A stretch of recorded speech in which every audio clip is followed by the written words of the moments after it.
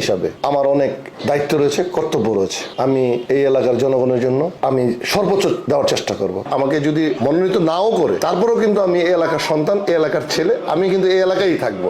দেশনায়ক তারেক রহমান শেখ হাসিনার প্রতিহিংসার শিকার হয়ে চিকিৎসার স্বার্থে দেশ ত্যাগ করতে বাধ্য হয়েছেন। বাংলাদেশের এমন কোনো জাতীয়তাবাদী দলের এমন কোনো নেতাকর্মী নেই যারা এই সরকারের হাতে নির্যাতিত নিপীড়িত হয়নি। 1985 সাল থেকে আমি বাংলাদেশ জাতীয়তাবাদী ছাত্র দলের সাথে সম্পৃক্ত। তৎকালীন এই 9 নম্বর ওয়ার্ড, বর্তমানে 13 নম্বর ওয়ার্ড, এই ওয়ার্ডের আমি ছাত্রদলের সাধারণ সম্পাদক, পরবর্তীতে সভাপতি।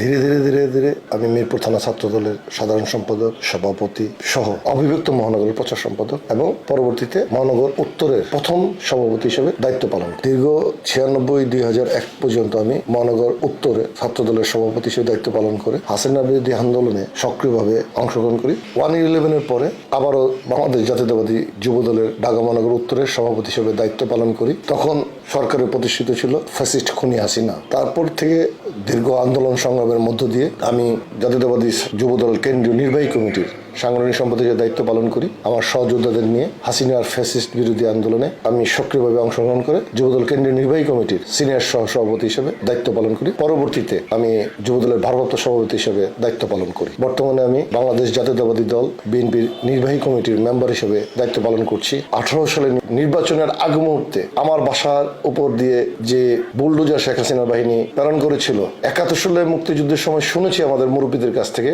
যে তখন হানাদার বাহিনী বাড়ি ঘর ভেঙে লুটতরাজ করে। কিন্তু স্বাধীন বাংলাদেশে, সার্বভৌমত্ব বাংলাদেশে এইভাবে কোন দলের নেতা কর্মীদের উপরে এভাবে অত্যাচার নিপীড়ন হয়েছে কিনা আমার সন্দেহ রয়েছে। আমি 71-এর বিভিন্ন বাড়ির লুটপাট দেখিনি, কিন্তু হাসিনার এই ফ্যাসিস্ট আমলে আমার বাড়িতে যেভাবে লুটপাট হয়েছে তা প্রত্যক্ষ করেছি, লক্ষ্য করেছি। আরেকটু খেয়াল করে দেখবেন, আমি আমার পরিবারের মধ্যে একমাত্র রাজনীতিতে সম্পৃক্ত ছিলাম, কিন্তু তারপরও আমার পরিবার কিন্তু হাসিনার রোষানল থেকে রক্ষা পায়নি। আমার ভাবি, আমার 2 ভাতিজি, আমার বোন, আমার ভাতিজা এবং আমার ওয়াইফ এবং আমার সন্তানরা সহ এই সরকারের রোষানলের পরে গ্রেপ্তার হয়েছিলেন এবং তাদের নির্যাতন ভোগ করতে হয়েছিল। অত্যন্ত দুঃখজনক বিষয়, কিন্তু আল্লাহর কাছে শুকরিয়া, 5ই আগস্ট বাংলাদেশের ছাত্র জনতার গণ অভ্যুত্থানের মধ্য দিয়ে বাংলার কসাই শেখ হাসিনা বাংলাদেশের মসনদ থেকে বিতাড়িত হয়েছে এবং বাংলাদেশে একটি স্থিতিশীল পরিস্থিতি সৃষ্টি হয়েছে। গণতান্ত্রিক অবস্থা ফিরে এসেছে, বাংলাদেশের স্বাধীনতা সার্বভৌমত্ব ফিরে এসেছে। আসলে আমি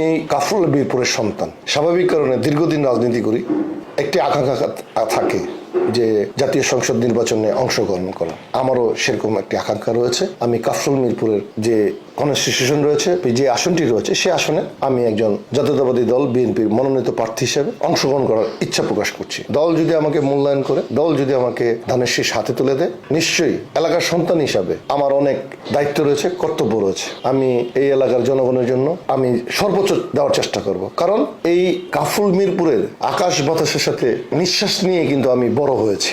আমি কিন্তু এখানে অন্য কোনো এলাকার থেকে এসে এখানে অবস্থান নিচ্ছি না। আমি এলাকার মাটি, আকাশ, বাতাস, পাতাল, শিক্ষা জীবন, কলেজ জীবন সবকিছু পার করেই আজকে আমি এই দলের মনোনয়ন চাচ্ছি। আমার মনে হয় দল যদি আমাকে মূল্যায়িত করে, দল যদি আমাকে দায়িত্ব দেয়, আমি দায়িত্ব অন্য যে কোনো মানুষের তুলনায় বা যে কোনো কারোর তুলনায় আমি বেশি পালন করতে পারবো এবং এই এলাকার উন্নয়নের জন্য যা যা প্রয়োজন আমার চেয়ে বেশি দরদ অন্য কারো থাকার কথা না। কাফরুল মিরপুরে কিন্তু কোনো স্থানীয় সন্তান দলীয় নির্বাচনে অংশগ্রহণ করতে পারেনি, বাইরের থেকে এসেই এখানে নির্বাচন করেছে। আসলে আমার নিজের বাড়ির প্রতি যে মমত্ববোধ, যে মায়া থাকবে, বাইরের থেকে কেউ আসলে কি সেই মমত্ববোধ বা মায়া কি থাকবে আমার বাড়ির প্রতি? থাকবে না। ঠিক সেরকমই ওনারা নির্বাচিত হয়েছেন এমপি হওয়ার জন্য। আমি এলাকার সন্তান, আমি এলাকার ছেলে, আমি রাজনীতি করছি, তার জন্য দলের কাছে নমিনেশন চাচ্ছি। দল অবশ্যই আমাকে মূল্যায়ন করবে বলে আমি বিশ্বাস করি। যদি দল আমাকে মূল্যায়ন আমাকে যদি মনোনীত নাও করে, তারপরেও কিন্তু আমি এই এলাকার সন্তান, এই এলাকার ছেলে, আমি কিন্তু এই এলাকায় থাকবো। যে কোনো সমাজের যে কোনো ভালো কাজের সাথে আমাকে অবশ্যই আপনারা আজীবন পাবেন সন্তান, এলাকার সন্তান হিসাবে। ফ্যাসিস্ট হাসিনা ক্ষমতায় অধিষ্ঠিত হওয়ার পর থেকেই বাংলাদেশ একটি বধ্যভূমিতে পরিণত হয়। আপনারা লক্ষ্য করে দেখবেন, বাংলাদেশের সাবেক রাষ্ট্রপতি এবং স্বাধীনতার মহান ঘোষক শহীদ রাষ্ট্রপতি জিয়া রহমানের পরিবারও কিভাবে নির্যাতিত হয়েছে।